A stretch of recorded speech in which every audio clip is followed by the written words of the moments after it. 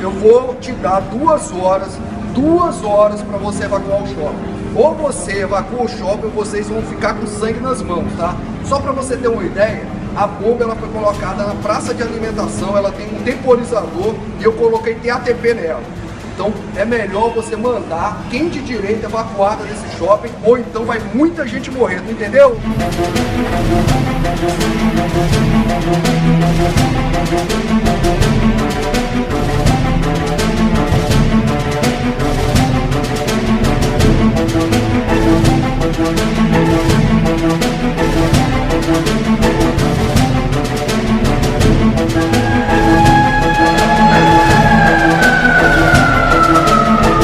Um empreendimento como esse, ele tem um programa de segurança muito bem definido, onde, de acordo com os riscos operacionais, a gente faz alguns simulados como esse, para que a gente teste na prática os nossos planos. Então é muito importante para que a gente tenha esses exercícios, para que as equipes estejam condicionadas e que o shopping se integre com os órgãos públicos. Então todo mundo sai ganhando, claro, com certeza.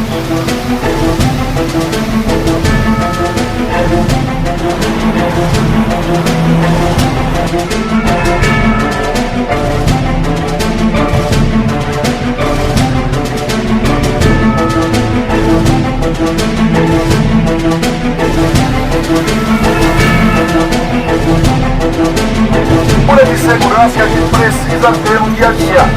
Não podemos passar por algumas situações e esses exercícios fazem toda a diferença em uma situação real. Vocês concordam comigo?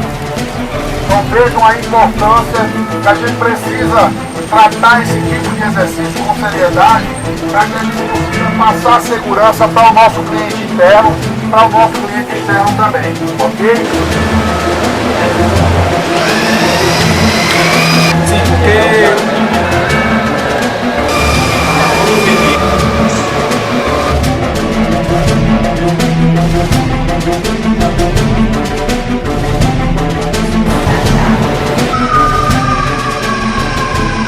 Atenção, clientes do shopping.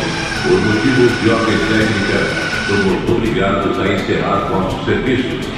Lamentamos os inconvenientes causados e solicitamos que abandonem neste momento o shopping.